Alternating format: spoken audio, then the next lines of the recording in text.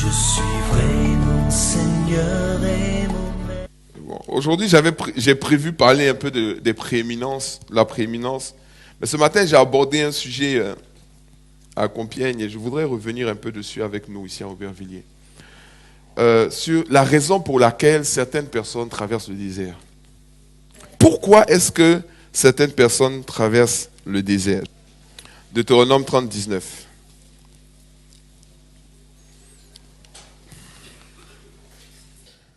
Pourquoi certains chrétiens, pourquoi certaines personnes, pourquoi est-ce que dans nos vies, nous pouvons véritablement, à un moment de notre vie, expérimenter le désert? Et puis combien de temps le désert dure? Combien de temps ça va durer? Et pourquoi même il y a cette affaire de désert-là? Est-ce que ça ne pouvait pas être plus simple? Tout ça, on va voir ça, amen, rapidement, simplement, le plus simplement possible. Amen. C'est bon, vous avez trouvé? Deutéronome chapitre 30, verset 19. Il dit, « J'en prends aujourd'hui à témoin contre vous le ciel et la terre. » Amen. « J'ai mis devant toi la vie et la mort, la bénédiction et la malédiction. Choisis la vie afin que tu vives, toi et ta postérité. » Ok? Je relis, on peut relire tous ensemble?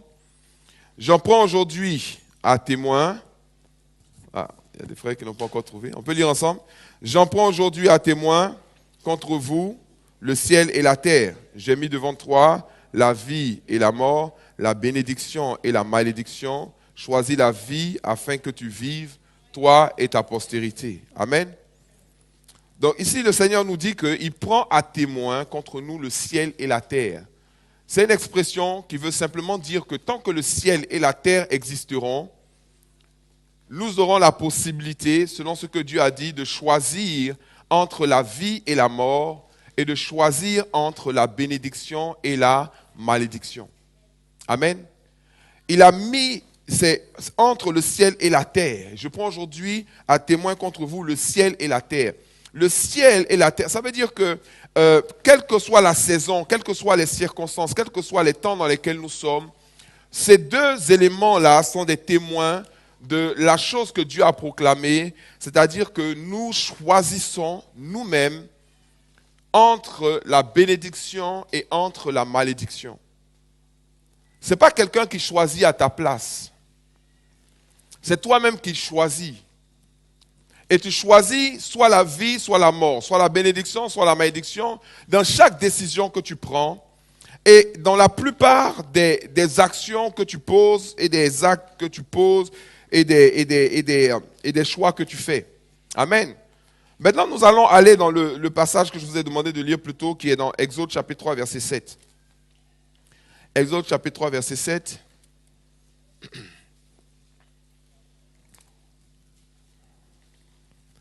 La Bible dit, l'Éternel dit, « J'ai vu la souffrance de mon peuple qui est en Égypte, et j'ai entendu les cris que lui font pousser ses oppresseurs, car je connais ses douleurs. Je suis descendu pour le délivrer de la main des Égyptiens et pour le faire monter de ce pays dans un bon et vaste pays, dans un pays où coule le lait et le miel, dans les lieux qu'habitent les Cananéens, les Héthiens, les Amoréens, les Phérésiens, les Éviens, les Jébusiens. » Entre parenthèses, je vais bientôt finir aussi la série sur les 8 clés. Je crois qu'on en a fait 5 ou 6. Je vais faire les autres clés pour entrer dans son héritage. Mais ici, le Seigneur dit, j'ai vu la souffrance de mon peuple. J'ai vu la souffrance de mon peuple. Qui est en Égypte. L'Égypte dans la Bible, c'est le monde. C'est le système du monde. Le peuple de Dieu, que nous on appelle les Juifs, nous aussi nous sommes le peuple de Dieu. Et ça, c'était les Juifs en Égypte. Et nous, c'est nous, les enfants de Dieu dans le monde. Il faut savoir que le système du monde n'est pas fait pour qu'on soit à l'aise. Le système du monde est fait pour que nous soyons des esclaves, comme le peuple d'Israël était des esclaves en Égypte. Et Dieu dit ici, j'ai vu la souffrance de mon peuple qui est en Égypte. De la même manière, Dieu voit la souffrance de ses enfants qui sont dans le monde. Nous ne sommes pas du monde, mais nous vivons dans le monde. Mais si nous sommes soumis aux règles du monde, aux principes du monde, nous n'allons jamais bénéficier de la liberté des enfants de Dieu. La liberté des enfants de Dieu, nous ne pouvons pas l'avoir étant soumis à l'Égypte. Parce que l'Égypte a mis en esclavage les enfants d'Israël. Donc, quel que soit le potentiel que tu as dans ta vie, quelle que soit la grâce que tu as dans ta vie, quelle que soit l'onction que tu as dans ta vie, tant que l'Égypte domine sur toi, tant que tu es soumis aux principes de l'Égypte, tu ne peux pas être libre. Ici, Dieu dit, j'ai vu la souffrance de mon peuple qui est en Égypte. La raison pour laquelle ils souffrent, c'est parce qu'ils sont en Égypte. Amen. Donc, il dit maintenant, et j'ai entendu les cris que lui font pousser ses oppresseurs. Pourquoi? Parce qu'en Égypte, il y a ce qu'on appelle des oppresseurs. Donc, un oppresseur, son travail, c'est de faire quoi? C'est d'oppresser. On dit le consolateur, son travail, c'est de consoler. Ok? Le guérisseur, son travail, c'est de guérir. L'oppresseur, son travail, c'est d'oppresser. C'est pour ça que dans ce monde-là, et dans le système du monde, tout fonctionne par l'oppression. Si tu ne fais pas ça, si tu ne fais pas ça, si tu ne fais pas ci, si tu ne fais pas ça, si tu ne fais pas... Ce sont des oppressions. Et les oppressions prennent plusieurs formes. Mais c'est tous des oppressions. Maintenant, Dieu va nous révéler quelque chose dans Ecclésiaste, chapitre 7, verset 7.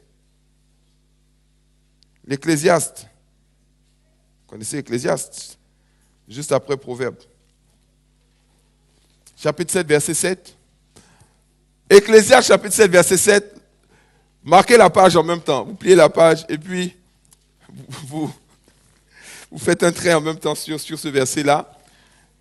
Regardez ce qu'il dit dans l'Ecclésiaste chapitre 7, verset 7. Il dit, l'oppression rend insensé le sage. Donc l'oppression a cette particularité-là de pousser même le sage à poser des actes de folie. À poser des actes qui ne sont pas rationnels. C'est comme ça que vous en arrivez à demander, mais toi tu es chrétien, puis tu fais des choses comme ça. Mais en réalité, quand un chrétien commence à poser des actes comme ça, c'est parce qu'il est oppressé. Il va te dire, mais si tu étais à ma place, tu allais comprendre pourquoi je fais ça. Mais ce n'est pas une question de place. Effectivement, si tu es en Égypte et que les oppresseurs sont partout, les oppresseurs sont partout. Il y a des oppresseurs. Vous voulez quelques noms aux oppresseurs? Les huissiers, les patrons, l'électricité, le gaz, les impôts. Mais le monde est rempli d'oppression. Et c'est à cause de ces oppressions-là que vous avez des personnes qui, normalement, sont sages, c'est-à-dire ils connaissent, ils savent ce qu'il faut faire, ce qu'il ne faut pas faire, ce qu'ils doivent faire, ce qu'ils ne doivent pas faire. Mais ils vont rentrer quand même dans des compromis à cause de l'oppression. Maintenant, le responsable, ce n'est pas l'oppresseur. Hein. Le responsable, c'est celui qui se laisse dominer, c'est celui qui reste en Égypte, ou celui qui ne veut pas se positionner pour que les oppresseurs ne puissent plus l'opprimer. Mais la liste des oppressions est longue. Mais une des plus grandes oppressions, c'est le manque financier. Mais regardez ce que Jésus a dit. Il dit, le diable, le voleur ne vient que pour tuer, égorger et détruire. Mais moi, je suis venu pour que vous ayez la vie et que vous soyez dans l'abondance. Donc, le diable est venu pour vous opprimer. Il est venu pour vous détruire. En fait, derrière l'oppression, il y a la destruction. Parce que quand quelqu'un, parce qu'il est opprimé, commence à rentrer dans des compromis, il y a des personnes qui se mettent avec des hommes parce qu'ils ne veulent pas payer trop de loyer. Est-ce que vous savez que c'est une raison sérieuse? C'est une raison pour beaucoup de personnes, de vivre en concubinage, c'est pour réduire les frais. On dit, quand je suis seul là, je paye le loyer tout seul. C'est quand les deux là, on partage. Ça fait faire des économies. Ça fait faire quelles économies? Tu es en train de détruire ta vie, tu ne sais pas, le diable. Mais il t'attaque à tous les niveaux. Comme une femme, une fois, qui est venue me voir. Elle me dit, pasteur, il faut prier pour moi. Je dis, c'est quoi ton sujet? Elle dit, non, il faut que mon mari me marie. Ah, il faut que mon mari me marie. Je ne comprends pas. Non, en fait, je suis avec un homme, on est ensemble depuis longtemps, mais jusqu'à présent, elle ne veut pas me marier. Je dis, mais tu me dis, il faut que ton mari te marie. Explique-moi l'histoire. Non, en fait, elle a 5 enfants avec le monsieur. 5 enfants. J'ai dit, mais vous êtes converti depuis combien de temps? Elle dit, non, elle est convertie depuis longtemps. J'ai dit, mais quand tu te mettais avec lui, tu étais déjà converti? Elle dit, oui. J'ai dit, mais comment se fait-il qu'aujourd'hui, tu te retrouves avec lui, qui n'est pas ton mari, qui ne veut pas te marier, mais avec qui tu as déjà 5 enfants? Mais quand elle explique son histoire, tu vas te rendre compte en fait que c'est une question d'oppression. Elle a fait un choix pour pouvoir éviter certaines décisions qui sont des fois dures, mais qui sont salutaires à prendre dès le début. Et elle s'est installée petit à petit dans une situation qui la prive de liberté et qui fait que la situation devient encore de plus en plus dure. Au moins, quand il n'y avait pas d'enfant, tu pouvais régler le problème plus facilement. Mais maintenant qu'ils sont 5, tu fais comment?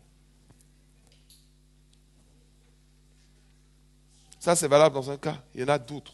Si c'est les sujets d'oppression, il y en a tellement. Je dis, mais il fallait compris au moment où tu as décidé de partir habiter avec lui. C'est à ce moment-là qu'il fallait demander la prière. Bon, on a prié quand même. Par la grâce de Dieu, le monsieur l'a épousé.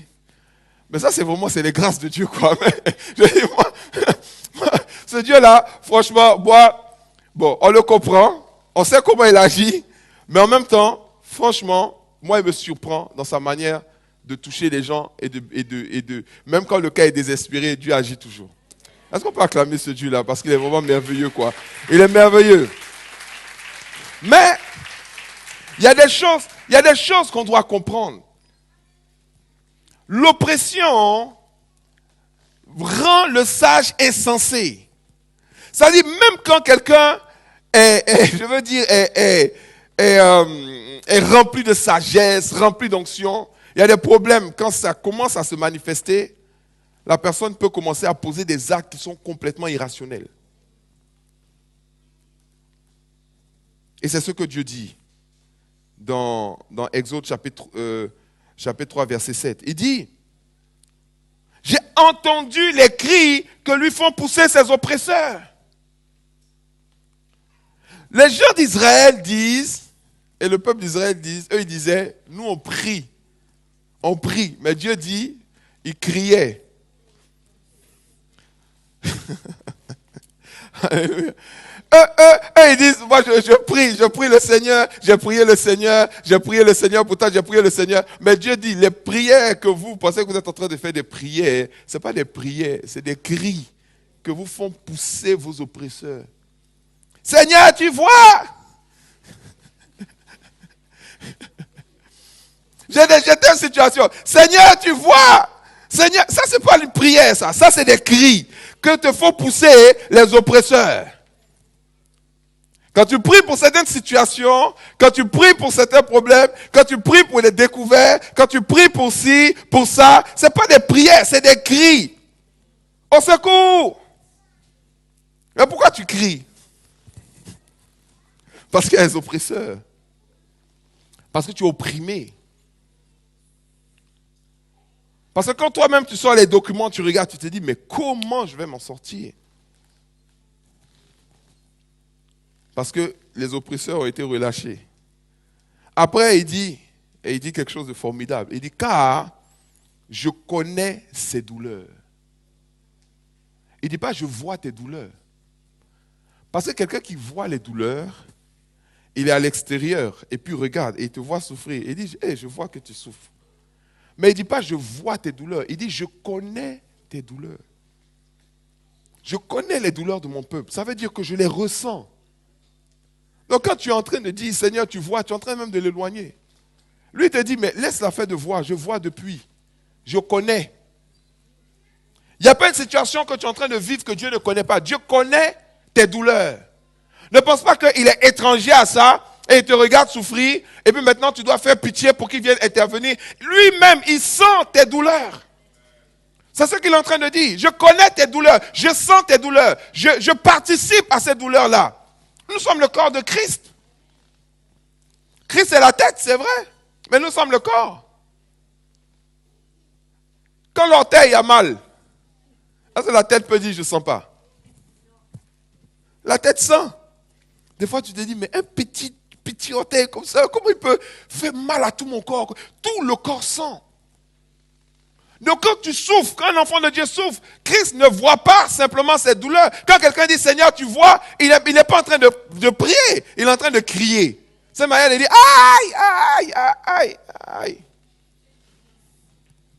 Je connais. Mais tellement je connais tes douleurs, je t'ai donné une solution. Il dit, je suis descendu pour le délivrer de la main des Égyptiens. Le problème, c'est que tant que les Égyptiens vont dominer dans ta vie, tant que tu seras soumis à l'Égypte et que les Égyptiens vont décider à ta place, tu seras opprimé. Il ne faut pas laisser un Égyptien décider, il ne faut pas laisser les Égyptiens décider. Si c'est l'Égyptien qui décide, tu ne peux pas. L'Égyptien ne va jamais décider de te libérer.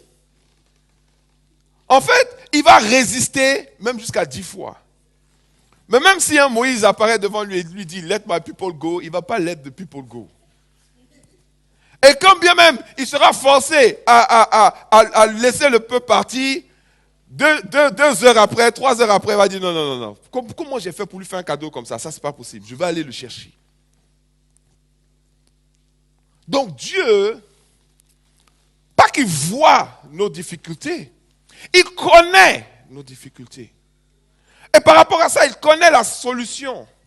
Il connaît la solution. La solution, c'est de t'affranchir de l'Égypte, de t'affranchir du monde et du système du monde.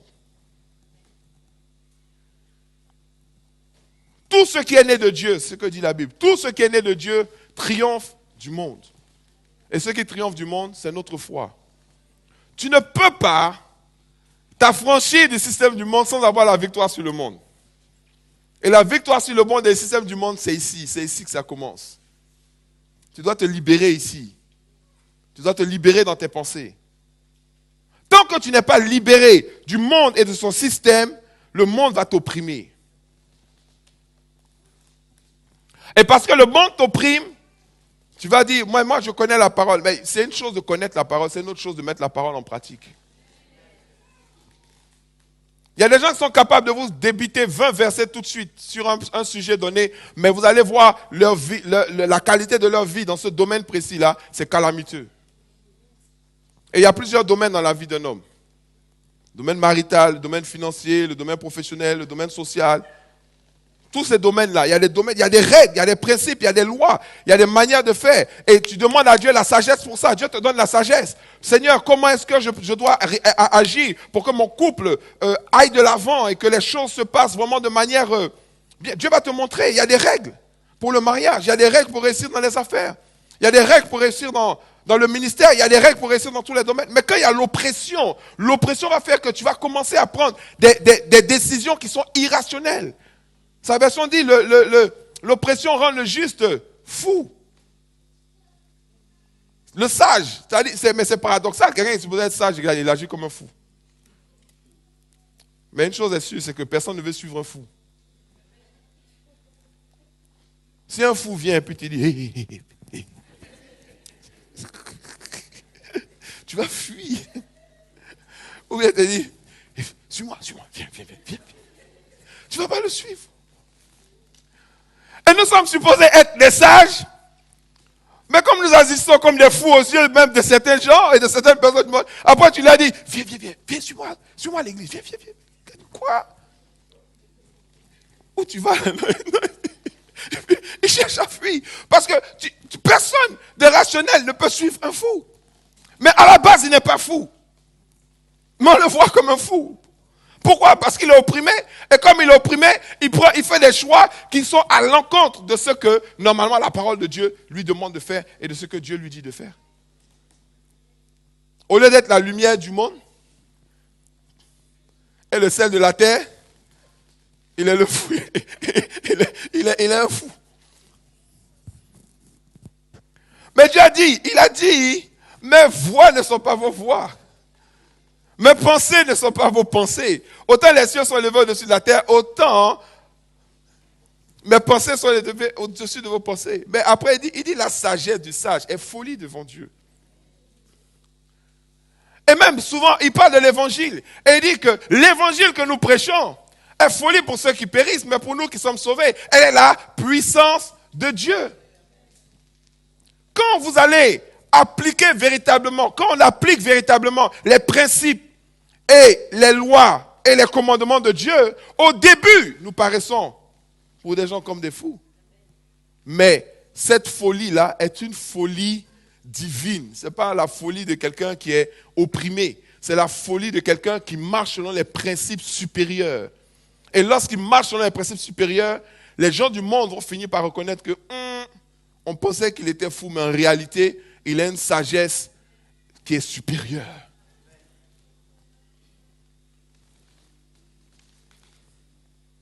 Je suis descendu pour le délivrer de la main des Égyptiens et pour le faire monter de ce pays dans un bon et vaste pays.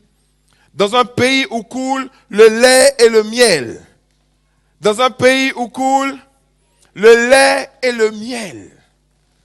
Dieu n'est pas venu nous faire sortir seulement de l'Égypte, du monde. Mais il veut nous faire sortir du monde pour nous faire entrer quelque part. Pour nous faire entrer à Canaan. Dieu a déjà réfléchi. Il ne te demande pas ton avis. Il dit, je connais l'homme. J'ai fait l'homme. J'ai insufflé la vie dans les narines de l'homme. J'ai façonné l'homme. Et je l'ai créé à mon image selon ma ressemblance. Et je sais que l'homme, pour qu'il puisse être au maximum de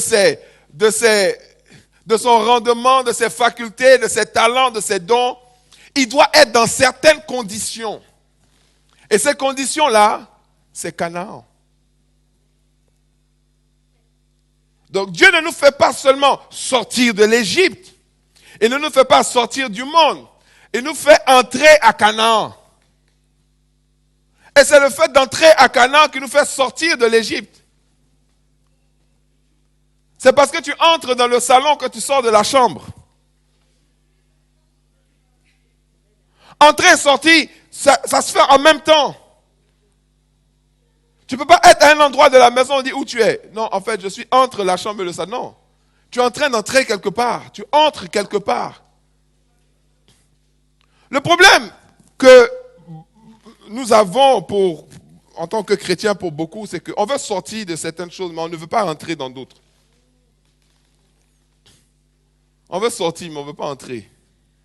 Ah, ici, là, je souffre, il faut que je sorte de là, il faut que je sorte de là, il faut que je sorte de là. Oui, tu veux sortir de là, mais en fait, en réalité, la vraie question n'est pas d'où est-ce que tu veux sortir, c'est plutôt où est-ce que tu veux entrer. Parce que quelle est la prochaine étape?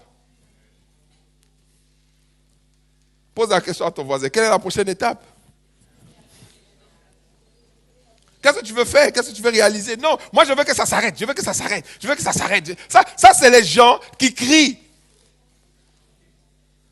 Parce que quand tu as mal, la seule chose que tu veux, c'est que ça s'arrête. J'en ai marre, je veux que ça s'arrête. Seigneur, il faut que ça s'arrête. Cette année, ça doit s'arrêter. Cette année, ça doit... Oui, mais qu'est-ce qui doit commencer cette année? Le problème, c'est pas qu'est-ce qui doit s'arrêter. Chaque fin d'année, tu fais la liste des choses qui doivent s'arrêter. Mais tu te rends compte que l'année qui suit, c'est les mêmes choses encore qui doivent s'arrêter. Il faut commencer à faire la liste des choses qui doivent commencer.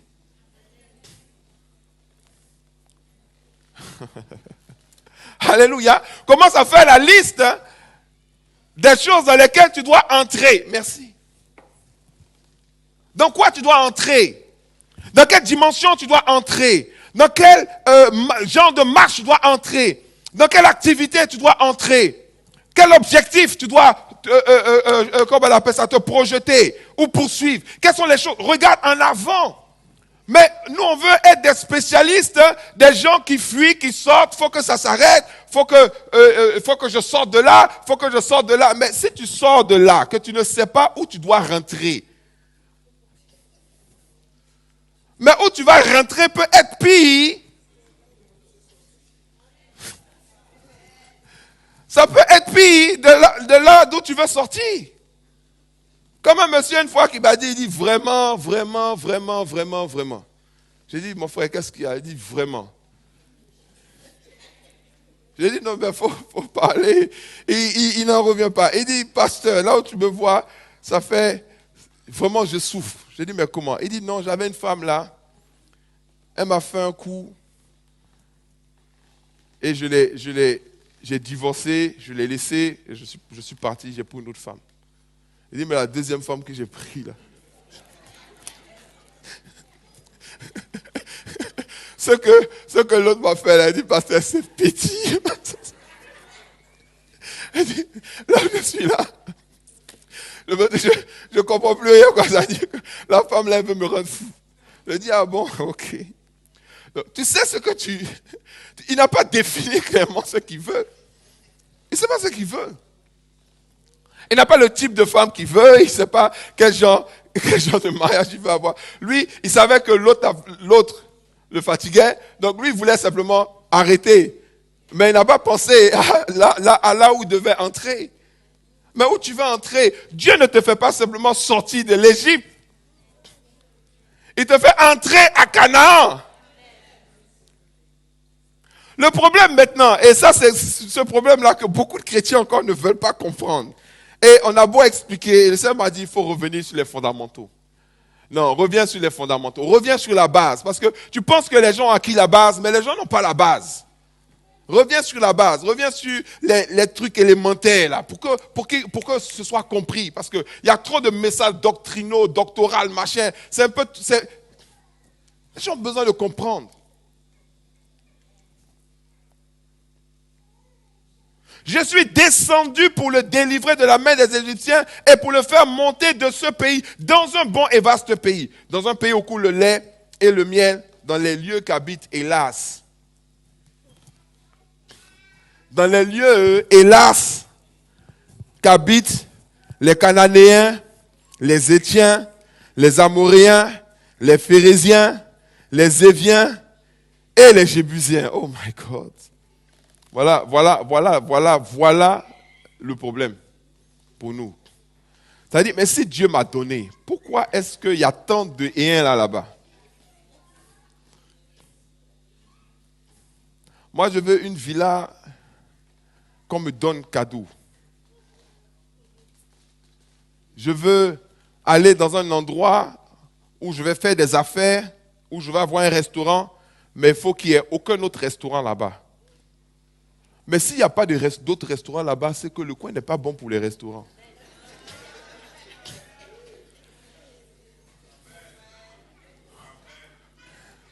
Mais si tu ne vas pas là où il y a les restaurants, oh my God, comment est-ce que tu vas montrer au monde entier que celui qui est en toi est plus fort que celui qui est dans le monde?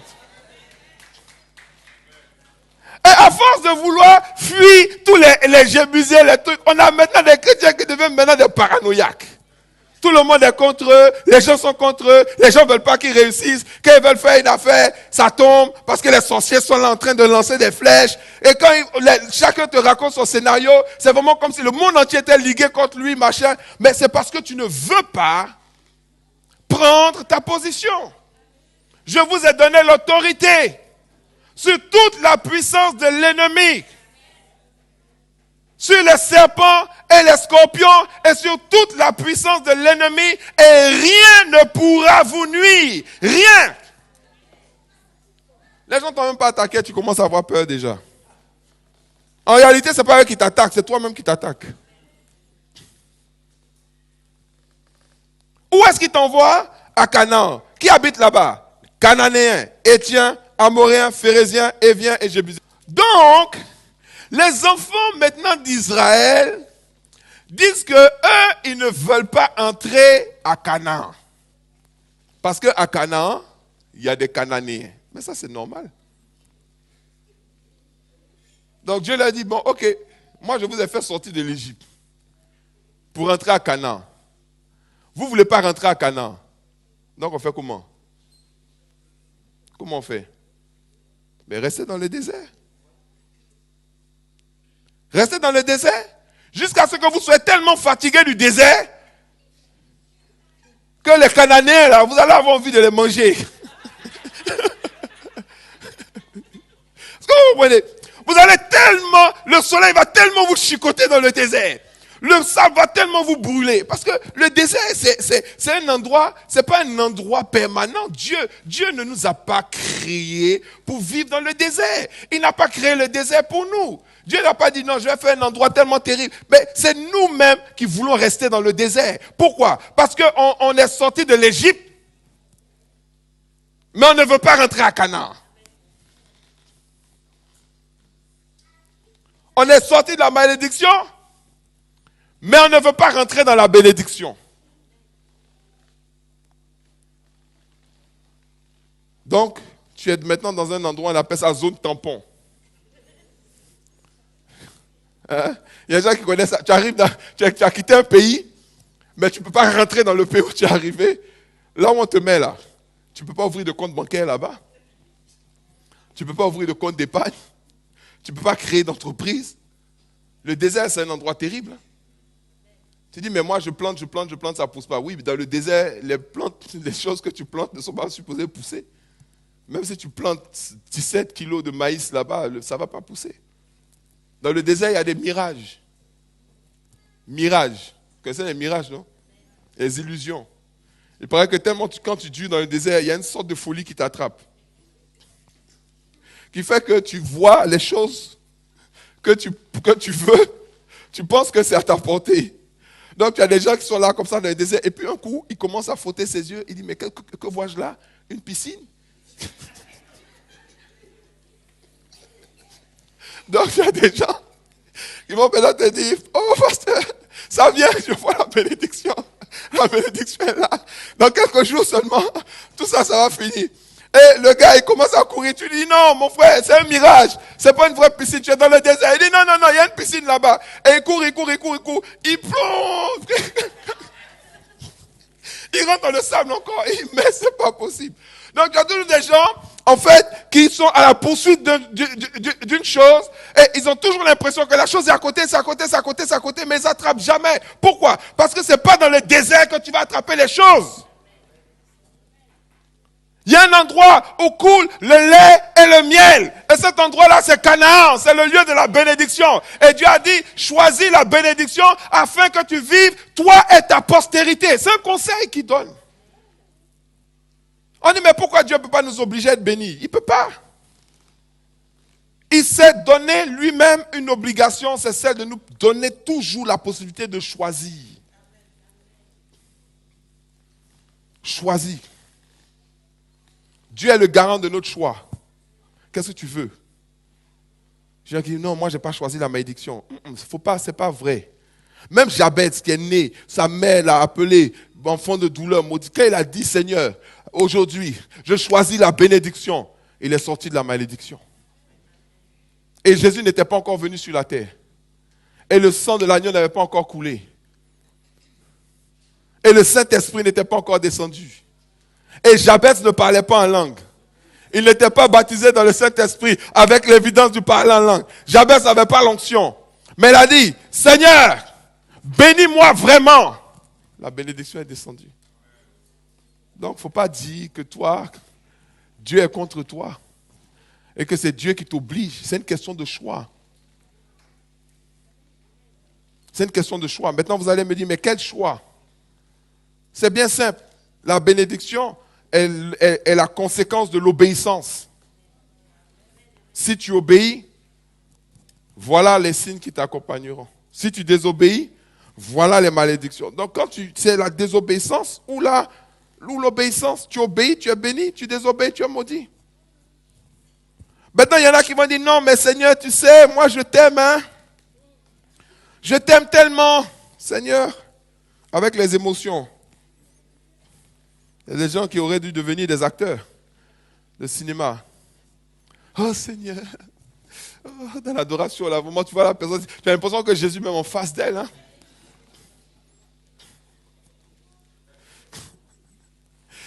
Il y a un frère là, on est en train d'intercéder, puis tu le vois mener.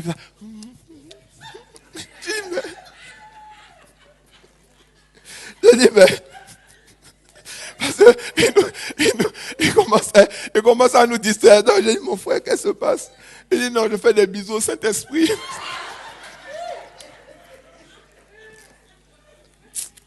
Oh my God! Tu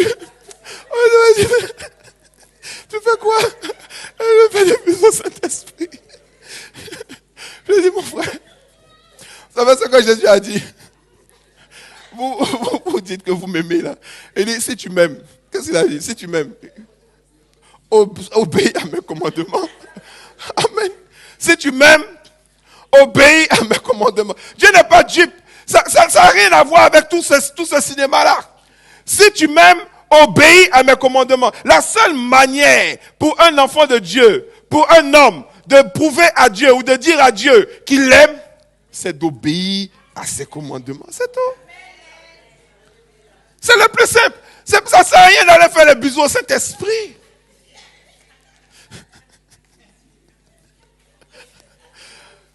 De commencer à faire des trucs. Oh, Seigneur, Seigneur. Et puis, maintenant, tu dois maintenant faire ce que Dieu te demande de faire. Et tu ne fais pas. Après, tu dis, Seigneur, tu sais, je t'aime. Hein? Non. Il faut qu'on arrête de jouer à la comédie. On a quand même affaire à notre créateur, à notre papa, à celui qui nous a formés. Il dit, le cœur de l'homme, il est tortueux par-dessus tout.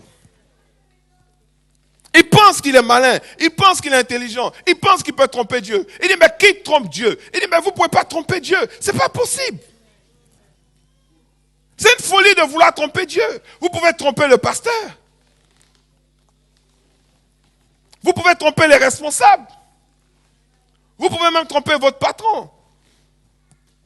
Il y a des gens même qui trompent leurs femmes. Mais vous ne pouvez pas tromper Dieu.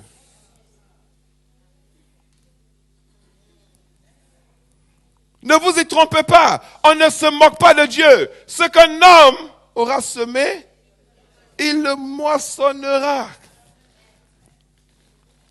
Ce qu'un homme aura semé, il le moissonnera. S'il sème pour la chair, il moissonnera de la chair la mort. Et s'il sème pour l'esprit, il moissonnera de l'esprit la vie éternelle. On dit, ah non, à la prière samedi, il y avait du monde, mais pas tant que ça. Mais oui, c'est normal. Les gens étaient en train de faire les soldes.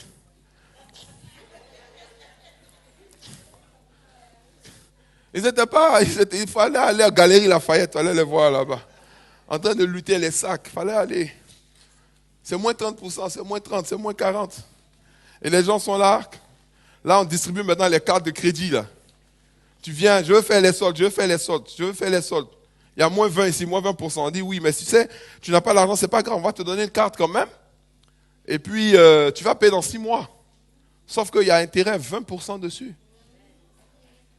Donc toi, tu prends une carte de crédit pour acheter quelque chose avec moins 20%. Mais on te donne une carte de crédit avec intérêt 20%. Tu ne réfléchis pas pour te dire que moins 20% plus 20%, ça fait 0. Donc autant acheter le truc, mettre ton argent de côté et acheter quand tu as l'argent. Non, tu vas acheter d'abord. Sauf que dans 2 mois, ça fait 40%. Dans 3 mois, ça fait 60%. Dans 4 mois, ça fait 80%. Donc tu prends aujourd'hui, ben, tu payes dans 4 mois. Tu penses que tu as payé ça à moins 20%. En réalité, tu as payé ça à plus 60%.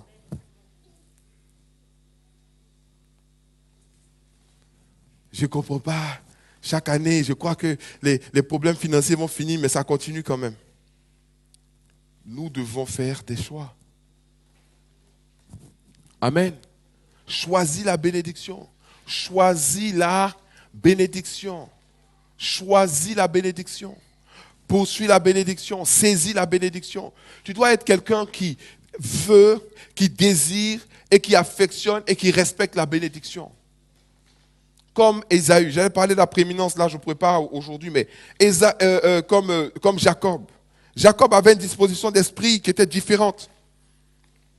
Et il y a 4 jours, le Seigneur m'a rappelé une révélation qu'il m'avait donnée. Il dit, tu vois, dans la Bible, il y a l'esprit avec grand E. Ça, c'est le Saint-Esprit. Et il y a esprit avec petit e. Ça, c'est l'esprit des gens. L'esprit des hommes eux-mêmes. Donc, nous avons le même esprit avec grand E. Mais nous avons différents esprits avec petit e.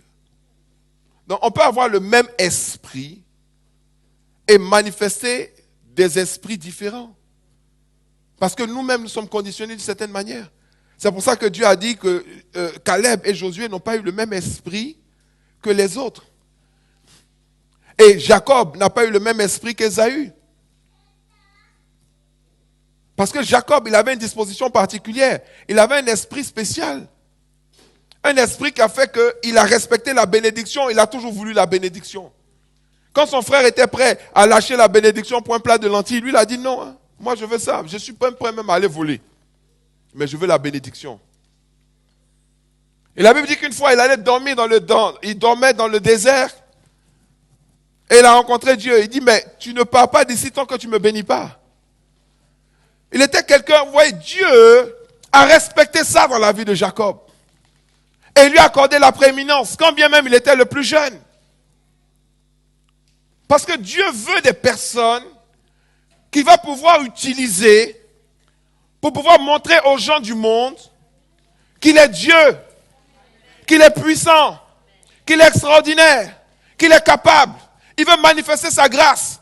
Mais quand il cherche quelqu'un pour l'envoyer, il cherche, il ne trouve pas. Et il n'y en a que quelques-uns qui disent, Seigneur, me voici, envoie-moi. Et ce sont ceux qui disent, Seigneur, me voici, envoie-moi. Et qui sont prêts à payer le prix, qui vont commencer à voir les percées, les réussites, les grâces et les bénédictions dans leur vie. Mais si tu t'assois à la maison et que tu t'attends à ce que les percées, les bénédictions commencent à tomber dans ta vie, en réalité, tu n'es ni en Égypte, ni à Canaan. Donc tu es où? Tu es dans le désert. Voilà pourquoi certaines personnes, certains chrétiens sont dans le désert. Maintenant, le désert, ça va durer combien de temps? Ça va durer combien de temps? Un moment, certainement, Dieu aura pitié. Et puis, il va chasser les Cananéens pour nous. Il va chasser les Jébusiens, les Éviens, les Étiens. Il va leur dire, allez, partez, et puis mes enfants vont venir. Dieu n'a pas fait ça. C'est toi qui décides combien de temps tu veux rester dans le désert. 1 an? 10 ans? 20 ans? Demande aux enfants d'Israël, ils ont fait 40 ans. Tu veux faire 40 ans? 40 ans dans le désert, à tourner en rond. Pourquoi? Parce que tu ne veux simplement pas aller où Dieu veut que tu ailles. Tu ne veux pas saisir ce que Dieu veut que tu saisisses. Ok, 40 ans. Il y a des preneurs pour 40 ans. Moi, je ne suis pas preneur pour 40 ans. Je n'ai même pas fait 2 ans même encore. C'est bon ça. Je veux entrer à Canaan. Qui veut entrer à Canaan? Alléluia. Alléluia. Tu dois prendre, ça doit être une décision. Ça doit être une décision. À partir du moment où tu as fait ce choix-là, à partir du moment où tu l'as décidé, encore une fois, je vous dis, vraiment, c'est simple, mais c'est fort et c'est important. Tu dois l'écrire. Écris-le. Vous, certains qui ont encore les Bibles en papier, là, écrivez dans votre Bible. Tu dois l'écrire. Ou bien écris là sur les fiches des prééminences. On va vous les redonner. Je vais vous les redonner pour que vous les ayez. C'est important d'écrire. Parce que tu sais, quand tu décides quelque chose ou quand tu prends la décision de quelque chose, nous sommes dans un monde dont la particularité est de distraire les gens. Tout est distraction dans ce monde-là. Tout est pour te distraire des objectifs que tu t'es fixés. Tu peux décider de faire quelque chose en janvier, en février, tu es en train de faire autre chose. Parce qu'il y a tellement d'informations, tellement de choses qui viennent que ça te distrait. La seule manière pour toi de rester focalisé sur les choses que tu as décidées, c'est de les écrire. Écris la prophétie. Écris-la de façon qu'elle puisse être lue de manière intelligible. Car dès le moment où tu l'écris, son temps pour qu'elle s'accomplisse est déjà fixé. Si elle tarde, attends-la, car elle se manifestera certainement. Dans le simple fait d'écrire, la décision que tu as prise de pouvoir la relire régulièrement va te garder focalisé sur les objectifs que tu t'es fixés. C'est des choses à la fois puissantes, c'est des choses qui sont élémentaires, mais c'est des choses qui sont fortes. Écris-la. Écris, fais tes choix, écris-les. De manière à ce que tu puisses les relire régulièrement. Avec quelle fréquence? 1 fois par semaine? 2 fois par semaine? Chacun fait comme il veut. Mais tu peux la lire aussi tous les matins, au réveil, tous les soirs avant de te coucher.